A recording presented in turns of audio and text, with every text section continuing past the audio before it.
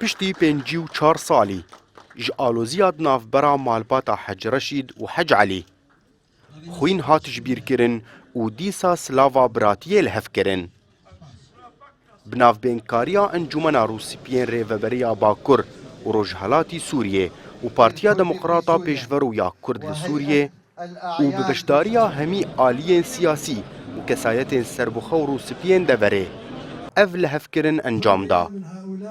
Malbata Hec Reşîd da zanîn ku wan ev lihevkirin bê şert û merc qebûl kirin û pêş hemî xelkê xwîn ji bîr kirin û qerebû jî nexwestin.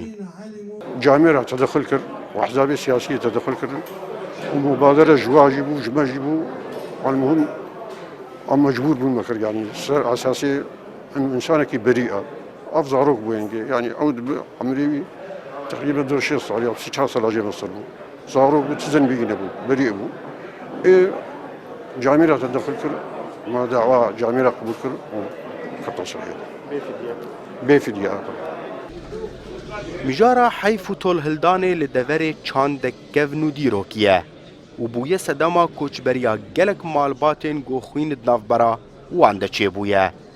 Ji ber wilo kesên navbênkar dibêjin ev lihevkirin gaveke ber bi parastina jiyana aştiyane û rakirina van dapûnerî tên kevnar ku bandora wanî neynî ser civakê heye.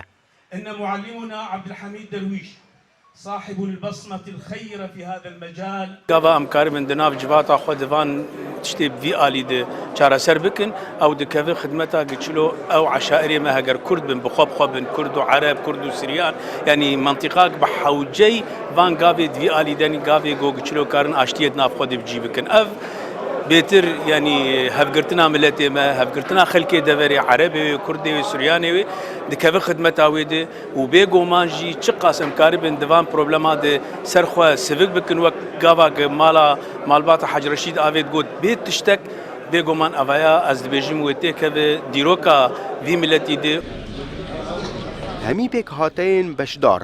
Kurd, Ereb û Xristiyan her wiha oldar tekezî ser berdewamiya gavên wiha kirin û gotin pêwîstî bi destpêşxeriyên wiha heye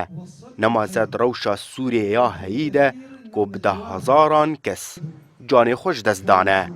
û hewcedarî bi lihevkirinên mirovî heye.